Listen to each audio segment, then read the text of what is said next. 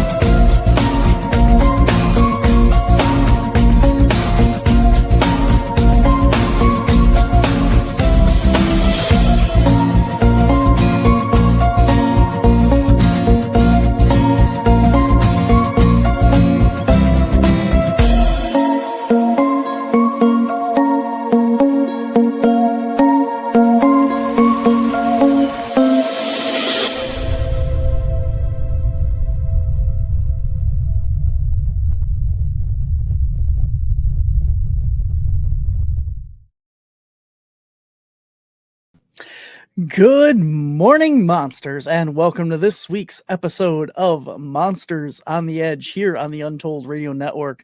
I am your host, Barnaby Jones. Today, ladies and gentlemen, is a milestone. Today is our 100th episode. That's right, guys. Today, Monsters on the Edge hits 100 episodes here, and I really wanted today's episode to be live for all you guys, but unfortunately it had to be pre-recorded. And the reason for that is because my guest today is actually coming to us from India.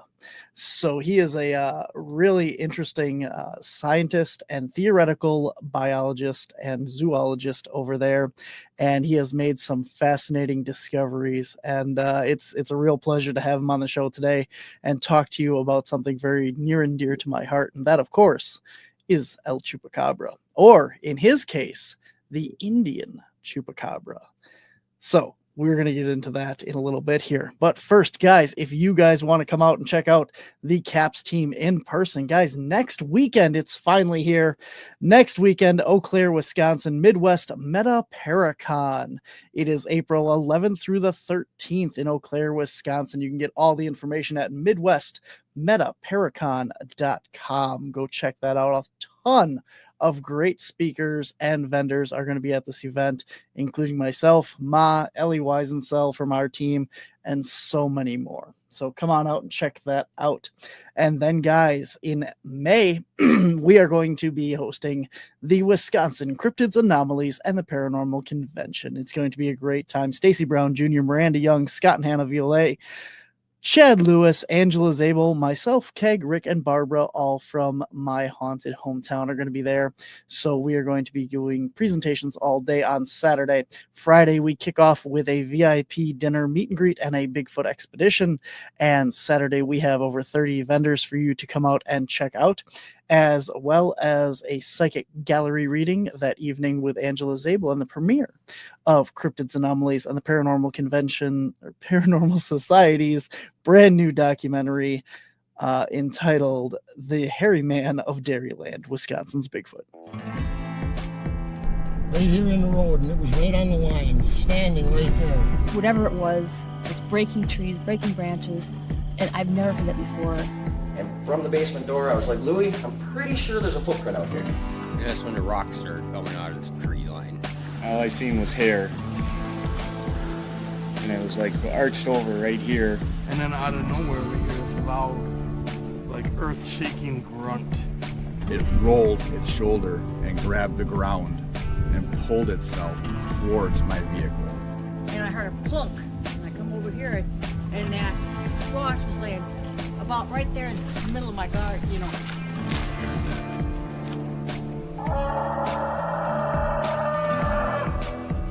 How do you walk in that in bare feet at 30-degree temperature? Did you see that? What was that? I saw something dark in the light from the right to the left. It was big. Could be the little Bigfoot, maybe?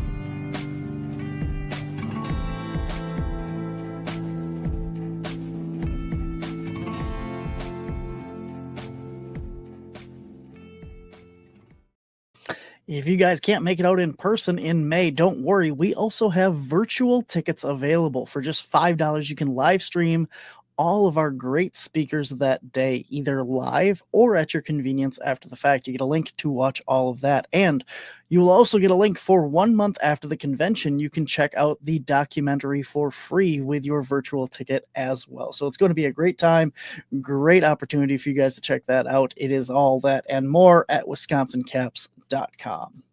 And then, guys, June 7th, we head down to Chicago, Illinois for the Chicago Paranormal Convention. That's always a great event. And then in September, we head down to Illinois again for SilCon. So we are going to be there. Come on out and check out all these great events, guys. It is our 100th episode. Super excited for this. And that means that in just 4 weeks, it is our 2-year anniversary. The 104th episode of Monsters on the Edge marks 2 years here on the Untold Radio Network. So looking forward to that one as well. And just as it happens, this week also is the 50th episode of my other show on Thursdays, The Paranormal Spectrum. So we got a huge lineup. We have a panel of psychics and mediums that are going to be there to answer all of your questions live this Thursday. So it's going to be a big week here for myself on the Untold Radio Network. So make sure you guys come check that out. With that being said, guys, today's show, again, I apologize, is pre-recorded. Now, with the 100th episode, like I said, I wanted it to be live, but I had to do it pre-recorded because coming from India, my guest was a little worried about live feed dropping, and he has a daily data limit as well. So we had to record this in several parts and pieces and edit it all together. So what you're going to get this week is the first half of that interview. Next week, you're actually going to get the second half of that interview. The full-length interview is 3 hours long when put together completely and will be released on the Untold Radio Network's Super Chats family. So if you guys are a Super Chats member or a member here on YouTube or on our other platforms as well for our private members, you will get the full-length interview with my guest today. But today, we are going to get part 1 of that interview with my guest, Dijo Thomas. He is a scientist and theoretical zoologist from South India. He grew up in Nigeria, and from his early days in college, he was interested in studying and protecting the world around him. Using his method of F3B NSP M, he has been able to scientifically prove the existence of novel species. He has presented 4 scientific papers on the Neelagiri Kaduva, or Neelagiri Tiger, as well as 2 scientific papers on the Raktha Athika, or the Indian Chupacabra, at the 103rd and 104th Indian Science Congress. This is a huge honor, guys. Dijo is also a political analyst, wildlife conservationist, weapons specialist, systems developer, human rights activist, and police and judicial reform activist. It is a totally different world over there in India, and it is my pleasure to get the opportunity to interview and chat with him for these 2 episodes. So I really hope that you enjoy them. It's a lot of information. That's why it's 3 hours broken down into a couple episodes here. So again, first one comes out this week on our 100th episode. You're going to see him in just a little bit here. And then coming up next week, we are going to be back talking more with Dijo. And if you want the full interview, head on over and become a member of the Untold Radio Network here, and you'll get that full content. So now, without any further ado, please welcome to the show, Dijo Thomas.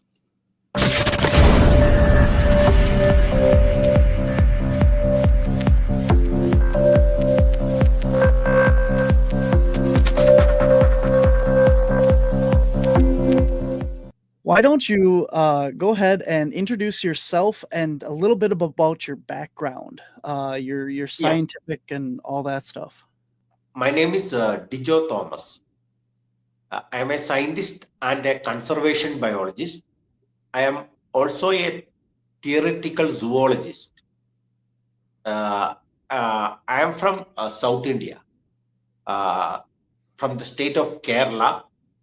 I have been doing wildlife conservation for many years, especially maybe from the time of my college days onwards.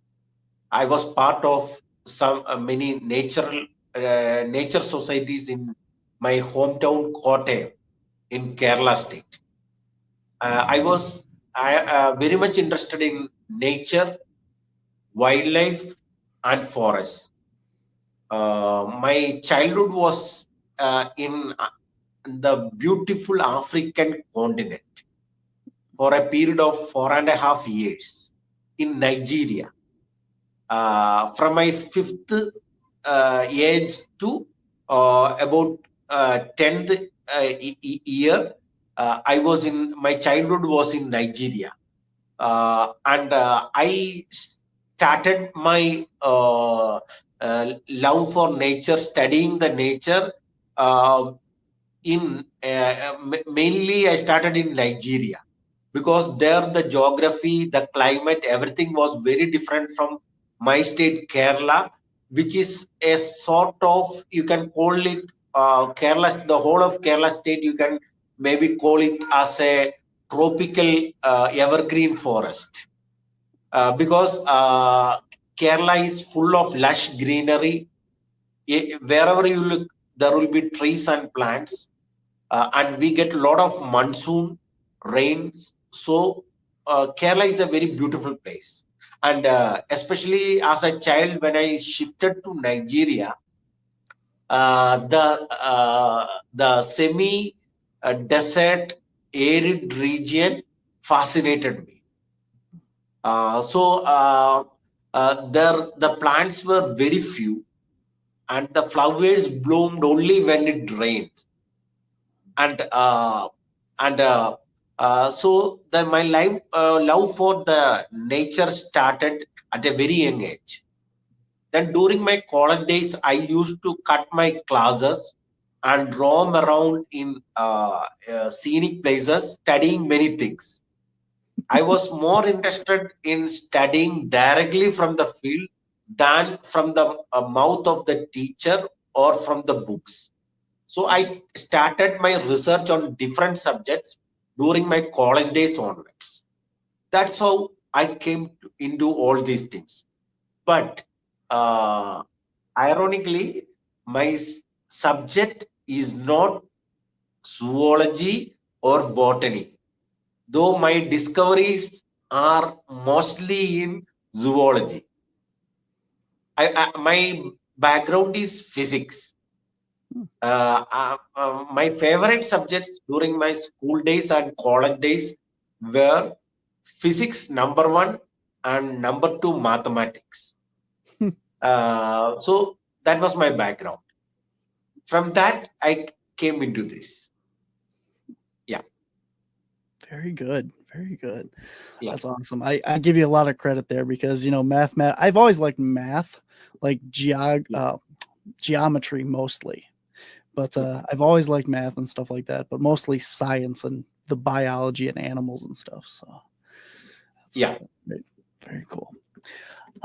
So you've actually discovered a couple different brand new species, right? Yeah. My main discovery is Neelagiri Kaduva or Neelagiri Tiger. It's a prehistoric animal, mostly from the I think from the day of the dinosaurs even, which still roams around in the dense forests of Kerala, Tamil Nadu and Karnataka. It's as big as a tiger with the face similar to that of a female lion or a dog. I named it Neelagiri Kaduva. That is my first and main discovery. My second discovery is the topic of today's discussion, which is Raktha Athika. Raktha Athika means Raktha means blood and Athika means multiple. Because it has many, that is multiple peculiarities when compared to other species. So, and the Raktha Athika, actually, it is one of the biggest mysteries in the world itself. You can say it is a part of, that would be the correct expression. It is a part of the biggest mystery in the world, which is Chupacabra. Why? Because Raktha Athika is the Indian Chupacabra. I discovered Neelagiri Kaduva in 2014, and 2 years later, I rediscovered Neelagiri Tiger in another place called Thrissur district of Kerala, which comes towards the coastal belt. That is the Arabian Sea, near the Arabian Sea. So while I was doing research there, the locals there told me that there is an animal which drinks the blood of goats and chicken. So they wanted to know whether it is Neelagiri Kaduva. I told them absolutely not, because Neelagiri Kaduva is as big as tiger, a predator like tiger, which has many characteristics of the tiger, because that is the ancestor of the tiger. So it will mainly eat flesh only. It doesn't have the habit of drinking the blood. So I told absolutely no. But they were insisting that a lot of attacks were happening like that for time immemorial, and I was at loss to understand what it was. It didn't fit into any of the animals which I were studying or any of the animals which I knew, because at that point of time, to be very frank, I didn't hear even about Chupacabra. Later on only I will hear about Chupacabra.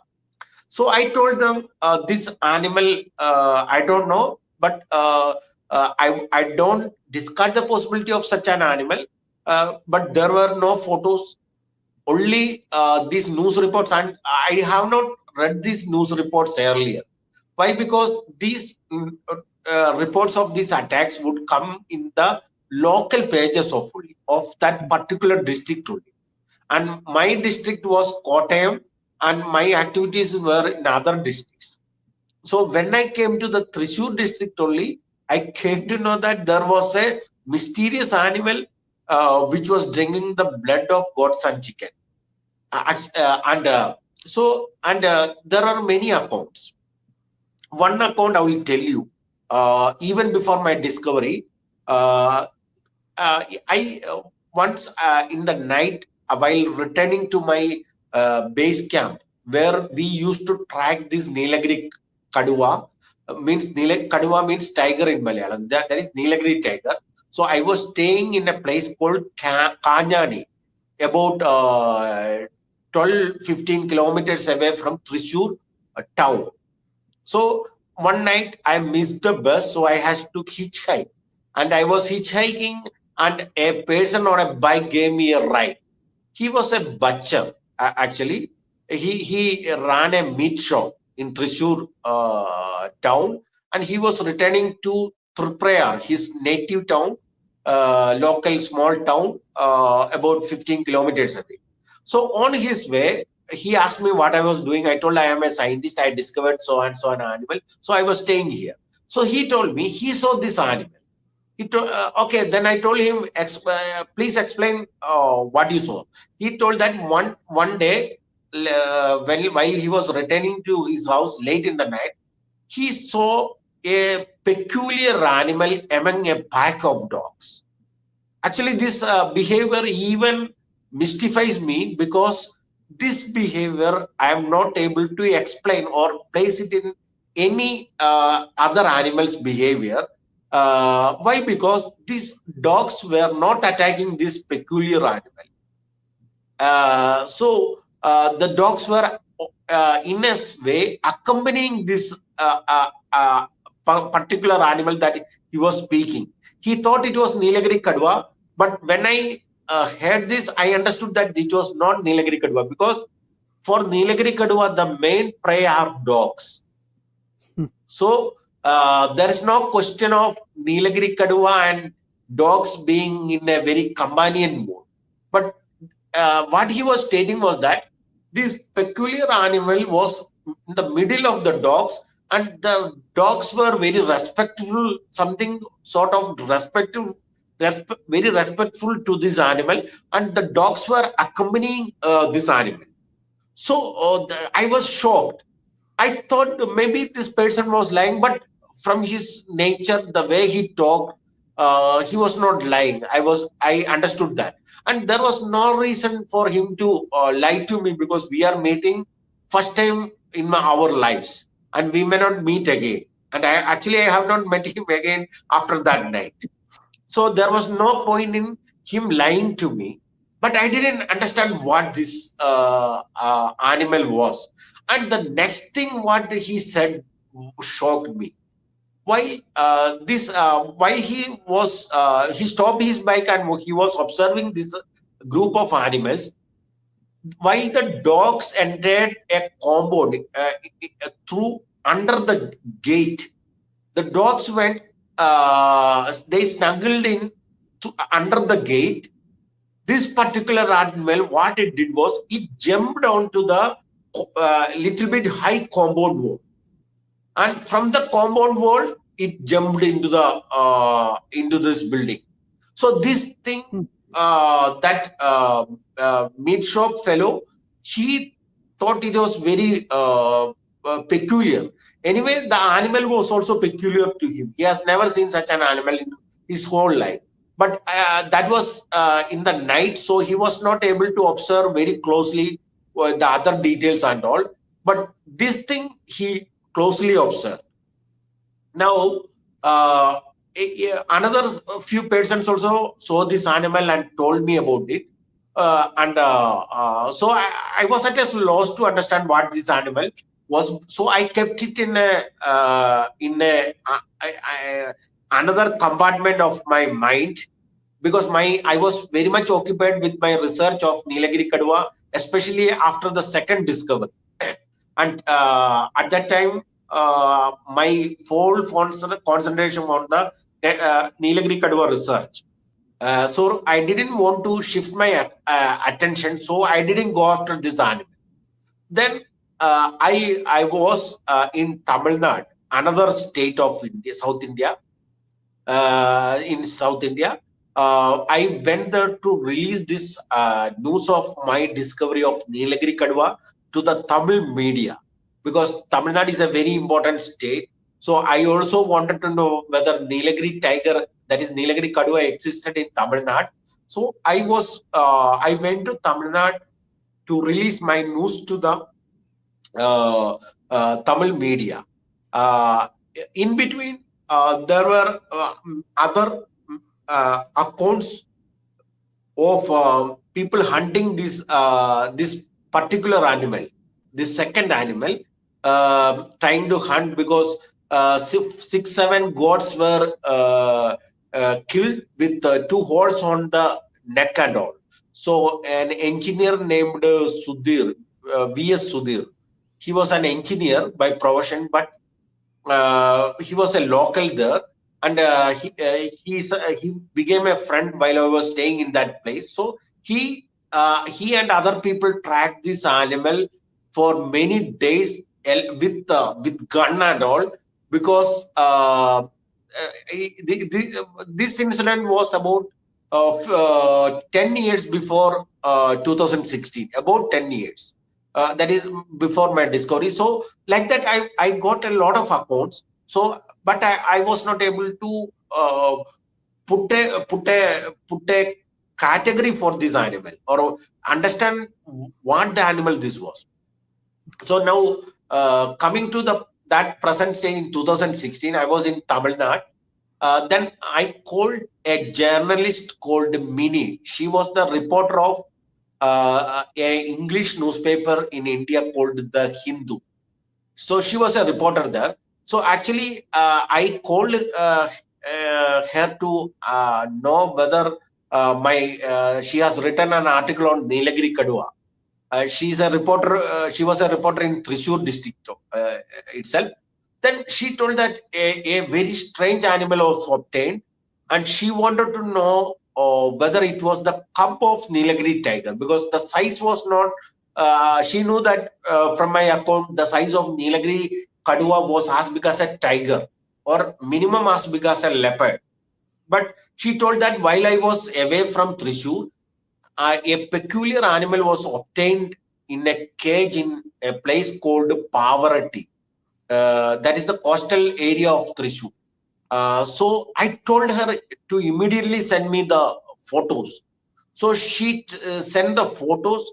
I was really shocked when I saw the photos.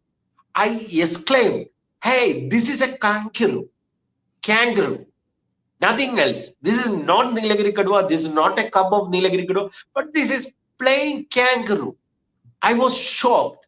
I told her this. Then actually, some local youth of that area, they had gathered around me, knowing that I was a scientist, because I asked the help of one of them to see this picture in the computer and all, to see the high clarity picture. So so a local group gathered. To them also I told, this is a very strange animal. I have never seen such an animal in my whole life. This is a kangaroo. I explained to this journalist Mini and the people around me that when I say this is a kangaroo, this is not an exact kangaroo, but I can assure you that the closest relative to this animal is a kangaroo. I was shocked because I never dreamed of discovering a kangaroo-like animal in India. For that matter, even anywhere outside Australia, because see, kangaroo is very visible. So so if a kangaroo existed anywhere in the world, maybe except deep inside the Amazon forest, it would have been already discovered by the biologists and researchers. So I never had a thought in my mind that a kangaroo or a closest relative to kangaroo can be discovered. I was absolutely shocked. So I told her, please tell the forest department to keep this animal till I reach back to Kerala, because it would take about minimum 12 hours to reach back the minimum it will take 1 day. So I told her. Then she told that I don't know the present situation, but I think the forest department people, there was a local scientist. He is not a scientist. He is actually he's a lecturer in the forestry college, the main forestry college of Kerala. His name was Pio Namir. So this fellow, he saw this animal. Then he played the expert. He told that it was only a palm civet, the Indian palm civet, which lost its hair due to magic. So she told me that information. I told her, sorry to say, but that is totally rubbish. This animal doesn't have anything to do with the Indian palm civet, because I am very familiar with palm civets. I have in my childhood, not even after I grew up, in my childhood, I used to study this Indian palm civet, because this animal was present in the attic of my house. It is one of our this Indian palm civet is one of our household members, so to say, even though you won't see it.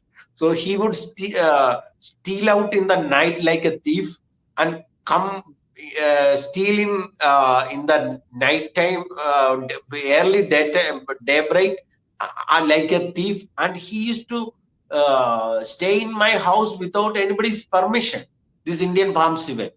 And his wife had children also occasionally. So I would go up in the attic, sit very close to them in the daytime, because in the daytime they are not active. And I think that their visibility is also a little bit less in the daytime.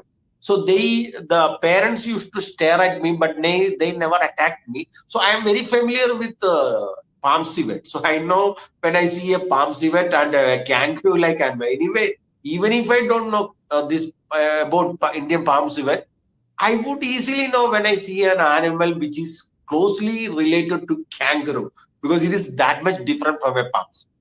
So I told absolutely not. Then so I had a few more days thing there. So she told that anyway she thinks that the animal was released back into the wild. So I rushed back in a few days.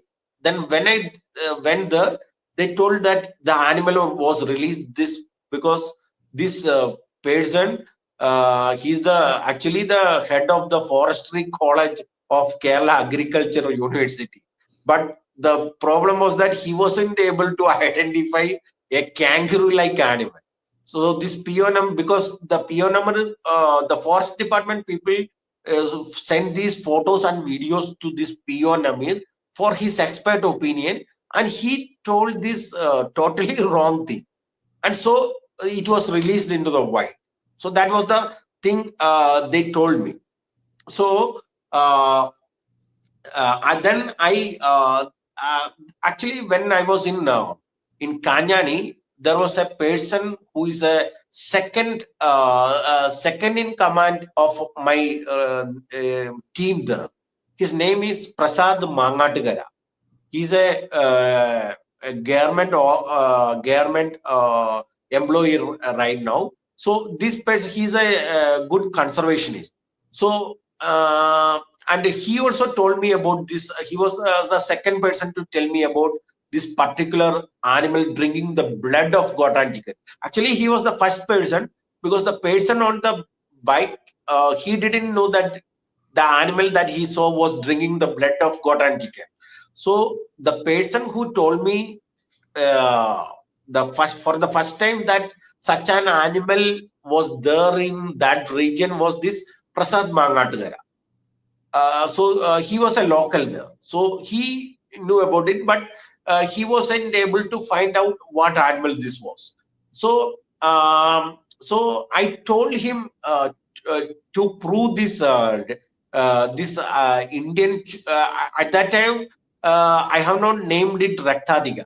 The name, I will name it a few months later only. So I told him to scientifically prove this animal by the F3B NSPM method, which I invented for the first time in the world for scientifically proving of Neelagiri Kaduva. Neelagiri Kaduva was scientifically proved by F3B NSPM method. The full form of this method is facts, features, factors, etc. based new species scientifically proving method. That is the full form of F3B NSPM method.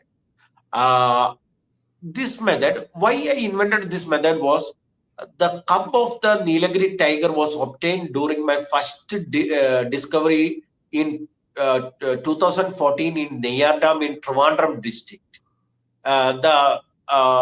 We took it for a I was sent there by the PCCF, that is Principal Chief Conservator of Forest, that is a one of the topmost officers in Kerala Forest Department, and OP color to check what animal it was, because the people were saying a leopard was attacking there, but it was not a leopard. So I went there. So we after 7 days of my discovery of Neelagiri tiger, after I declared that that was Neelagiri tiger, a rare species, a cub was mother and cub was attacked, and the cub was killed by the local people when it went into a village to raid some animals and all. So the DNA test was done. We did a postmortem in the Trivandrum Zoo, and the 4 samples were taken for DNA test. I was also present for the postmortem, but the Kerala Forest Department sabotaged the test result. They never published it, even though they told that the result would be published in a few days. Why? Because they didn't want to acknowledge a discovery by an outside person. I was an outside person. I didn't work for the Kerala government. I was not part of the Kerala Forest Department. I was not a scientist in the KFRI, which is Kerala Forest Research Institute. So I was not none among the government officials. So they didn't. One of the reasons, there are many reasons, they didn't want to acknowledge the discovery by a person outside of the government circle. So they never published the DNA test result. So I was forced to prove that species, because I know that that was such an important species in the world, that is Neelagiri Kaduva. So without scientifically proving it, the world wouldn't accept. So I thought a lot, and finally I invented this method. How I do it is, I take all the available variables like attacking pattern, behavior pattern, hunting pattern, eating habit. All these will be, as you know, different for each animal. So I take all these, then the morphology, the physical features, color, then eyewitness accounts. Eyewitness accounts are very important. And eyewitness accounts, then the buck marks. Like this, for Neelagiri tiger, I have taken more than 180 variables, 180 plus actually, 180 important variables in the first discovery alone, and more than about 200, 250 points to prove that that is a unknown species till that moment, and that is therefore a new species. Maybe we can do later on a program on this F3B NSPM method, because that is a very important method in the world. Nowadays, as you may well know, the biologists all over the world are being very foolish, because they are preventing the conservation of rare species because of their stupidity. Sorry for me to say this, but somebody has to say this. You know, don't you agree with me? I do. 100%. Yeah, somebody has to agree with me, because you are well versed with the case of Chupacabra and Bigfoot in the States. So the traditional biologists, the vast majority of them. I don't say all, but the vast majority of them are very foolish because that is also another episode that we can do. Why? Because for yeah, for highly rare species, it is almost impossible to get a sample to do a DNA test. Mm-hmm. Why? Because the numbers would be very few. Then getting a sample would be difficult. And now, latest in my discovery of Chupacabra in America, which I have named American Chupacabra in Texas, I have clearly proved that the DNA test results were by all the major labs in America except one were wrong. Only one lab did it correctly, according to Dr. Phyllis Canyon, who has the specimen. Actually, Dr. Phyllis Canyon was very correct than all these biologists and top scientists there. So one lab told that they didn't know what animal it was, but all others said that it was a hybrid between a coyote and Mexican wolf, which was totally wrong. And so getting a sample for a DNA test is difficult for a highly rare species, and the chance that the DNA test would be wrong also would be very high, because they have not marked this species. So their analysis are going wrong in many cases, not only in Chupacabra case. Many other cases also the same thing is happening for undocumented DNA sequencing. So I invented this method to prove the Neelagiri tiger, and after a lot of hard work, I was able to prove Neelagiri Kaduva through F3B NSPM method itself without any DNA test. And now scientists and academics have accepted my finding of Neelagiri Kaduva, my discovery of Neelagiri Kaduva, and also this F3B NSPM method. Now coming back to Raktha Athika, so I wanted this Prasad Mangatagara to scientifically prove this Raktha Athika, which was obtained in Thrissur through the method which I had already educated him on this method and how to do it. So I wanted him to do it, but he found it a little difficult, because proving a new species through F3B NSPM method is not a cakewalk. After all, you need a lot of innovation, lot of understanding of all these things, then understanding the peculiarities of that animal, then comparing it with all the existing species to confirm whether that animal exists anywhere in the world, then finally declaring and proving this as a new species. So there is a lot of process. So I waited a few months, and in August, by August he didn't do that. So I understood that he may not be able to do it. So I thought to scientifically prove Raktha Athika by myself again. So I went to the place where this animal was obtained, met with the Vishwambaran. Actually, this animal, Raktha Athika, had attacked the chicken for a few days in his house. So they put up a cage to catch this animal, thinking that it was either an Indian palm civet or the wildcat population in that area. So when this animal was obtained, they also were shocked, because those people were also very familiar with Indian palm civet, and they very well knew that that was not an Indian palm civet. So so I collected the photos, all the details. Then in a few days, by 16th August 2016, I scientifically proved through F3B NSPM method that Raktha Athika is closely related to Macropodidae family, which is the kangaroo family, and secondly, that this animal is a totally new species in the world. So this is what I proved. And by that time,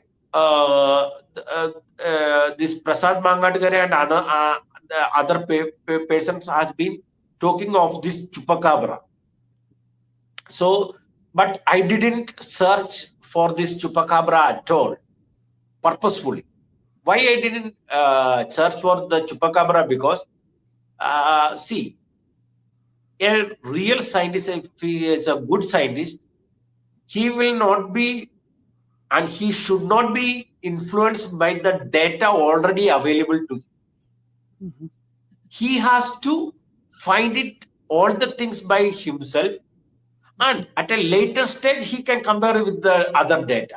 So I didn't want to burden my mind, or I didn't want the chupacabra thing in America to influence my discovery and my findings. So I didn't search for this chupacabra at all. I was concentrating on the morphological features, the other details of the attacks of the this Raktha Athika in the Thrissur district, the accounts of the people who saw this animal. So I again and again went through my mind all the sequences, all the peculiarities, all the things which differentiated from it from all the known species in that area, in India, in Kerala, and then in India, and also, also around the world. Mhm. So, for finally, I was 100% sure that this animal is a new species and closely related to Macropodidae family. But from the start onwards, I have classified Raktha Athika as a different family and not at all in the Macropodidae family. Why? Because though Raktha Athika and kangaroos have many things in common, many features in common, they have also many different traits, many different physical features. For example, most of the physical features how and are similar. For example, uh, for kangaroo, the back hind legs are larger, the front legs would be, the hands would be smaller, as you know. Same for Raktha Athika, the hind legs are larger, the front legs are smaller. Then again, the shape of the hind legs is very similar to that of the shape of the hind legs of Raktha Athika. And kangaroo are very similar, but the shape of the palm of the hand is very different. And the most interesting feature which I have seen, when I got the photos in this Vishwambaran's house where this was obtained, I was shocked to see. I asked, wait, what is that? What is in between the fingers? Is that mud in the fingers? Because I was seeing it in a daylight time in a mobile phone, so it was not clear. Then they told me that no, it's not mud, but it is some skin between the fingers. So when I observed it closely, I understood that it was a web between the fingers to swim very expertly in water. And that area where we obtained this Raktha Athika is filled with backwaters, then canals, small rivers, big rivers, everything is there. So that is a mostly a waterlogged area wherever the people are not staying. That's a densely populated area, but there is also a 2,000-acre paddy field, a very huge paddy field stretching for wherever your eyes can go. So that's about more than 2,000 acres in one main paddy field. Like that, there are others also. So that is this habitat filled with water, canal, rivers, everything, and therefore the Raktha Athika has developed the web between the fingers as a evolutionary adaptation to adapt it to the region where its evolvement, its where it existed, its habitat, which is different from all other chupacabras which I have discovered.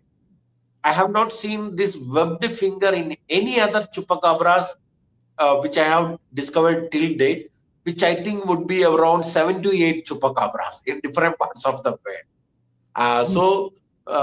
And not only on the hand, even between when I took a screenshot of the video, when I was studying it closely, I was again surprised to see that the hind legs also has web between the between the fingers.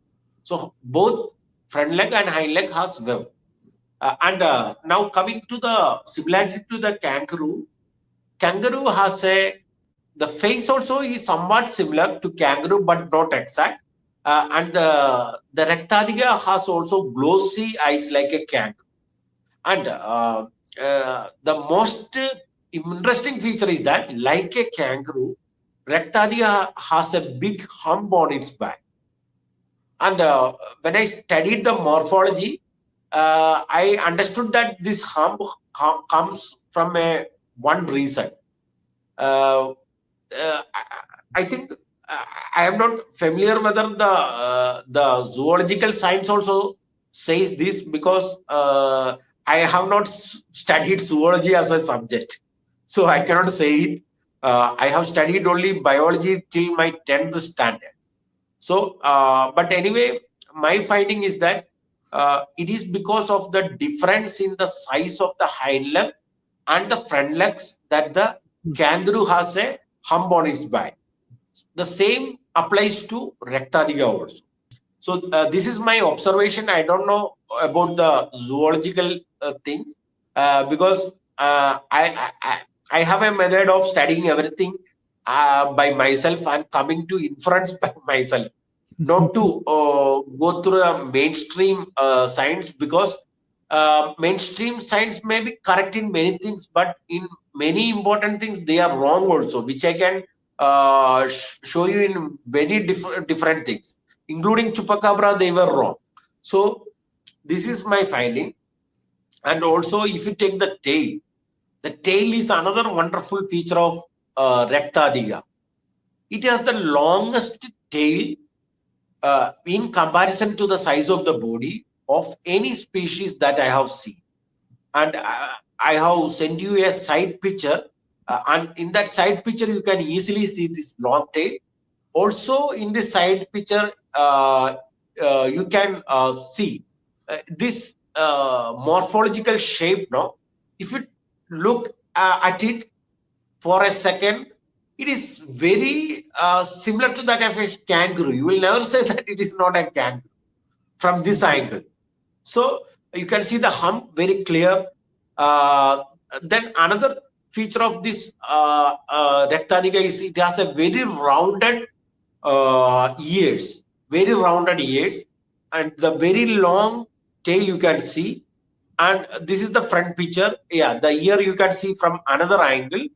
And if you zoom in on the hands, you can see the web between the fingers. Yeah, you can see the web between the fingers very clearly. And also if you go to the side picture, the base of the tail is very thick and strong.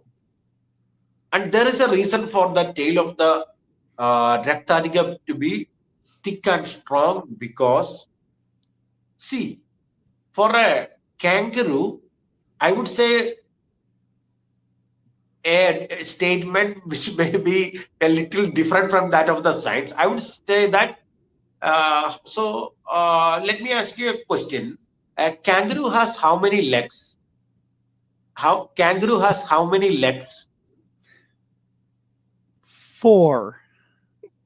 Correct. You are correct. Kangaroo has 4 legs. Yeah. But I would say that kangaroo, this is my finding, I would say that kangaroo has 5 legs.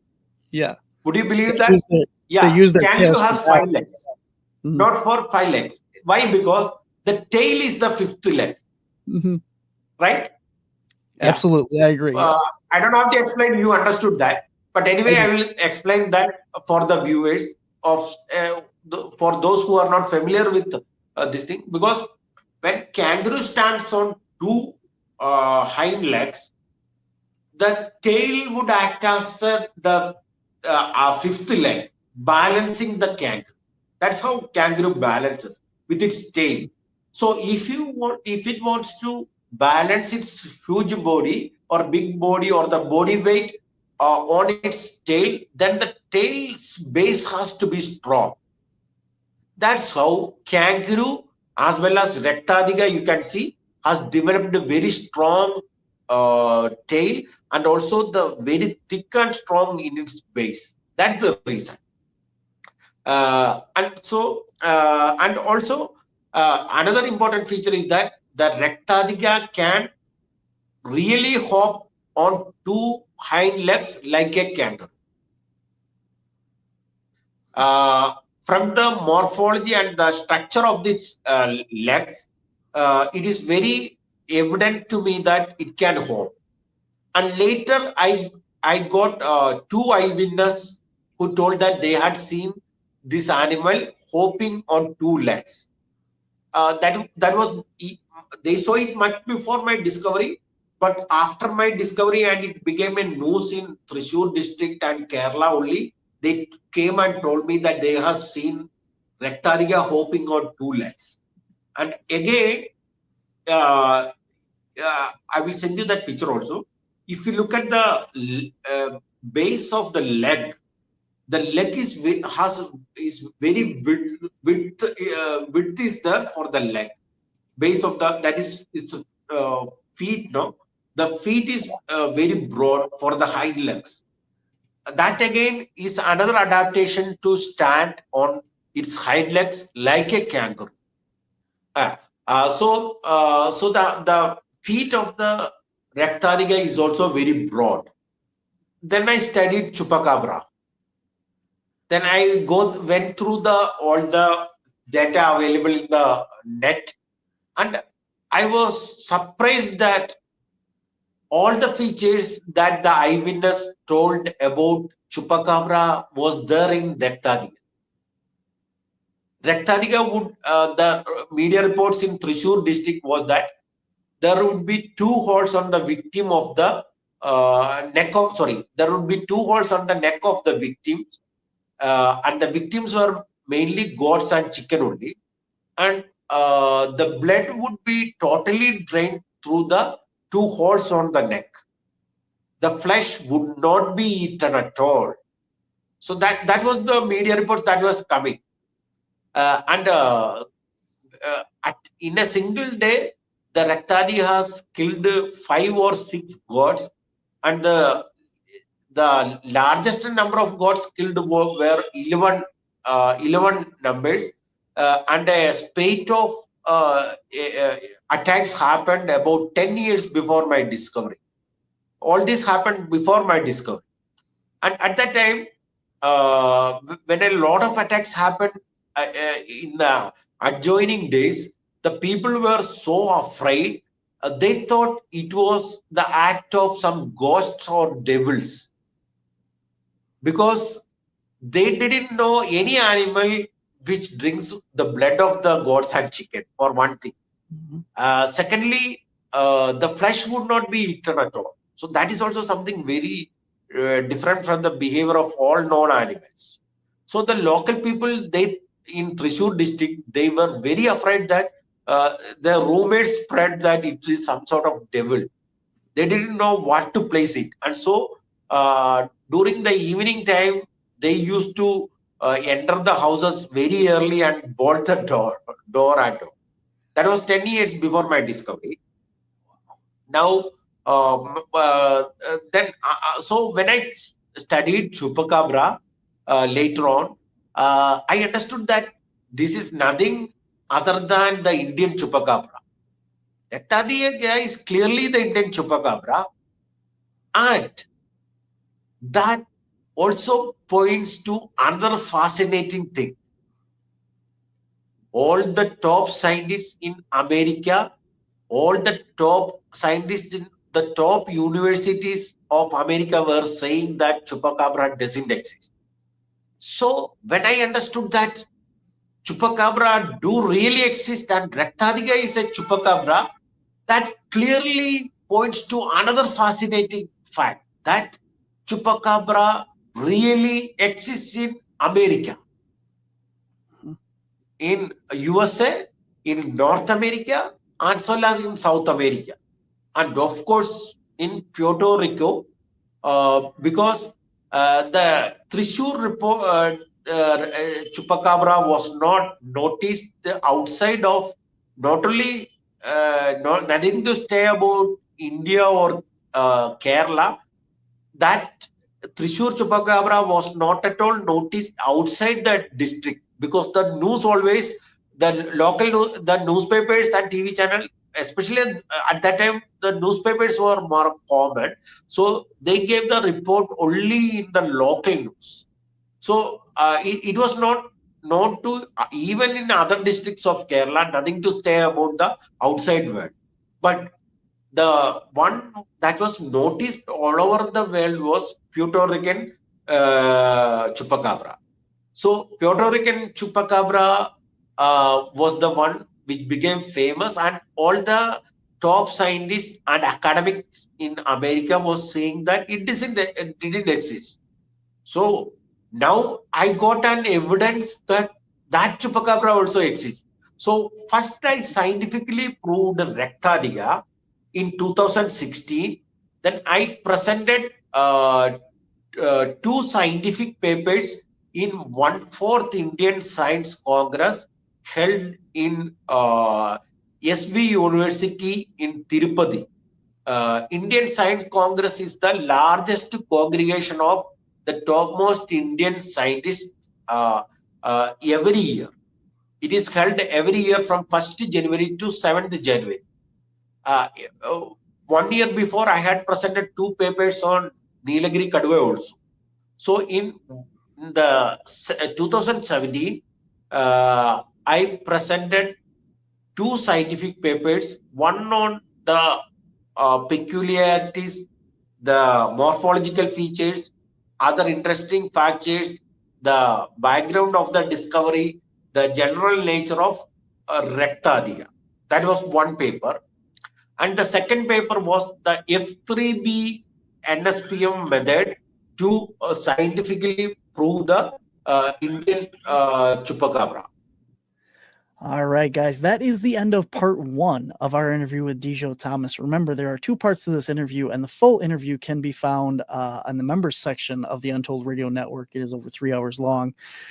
So this week is the first half, next week is the second half, kind of edited up, but there's a full 3-hour interview that you guys can check out if you're interested, and you just got to become a member of the Untold Radio Network. So with that being said, guys, I hope that you enjoyed it. I hope that you learned a lot, and next week Dijo will be back to talk a little bit more about the creatures themselves, some of their habits, and some of the stuff that he's actually discovered about the Indian Chupacabra, as well as the North American one, as we talk a little bit more about the Phyllis Canyon, the DNA aspects behind this, and more about scientific data of how to actually prove that these creatures are real. So it's a great episode coming up, and I hope to see you guys here back next week on the 101st episode of Monsters on the Edge. So until next time, guys, I'll see you on the edge.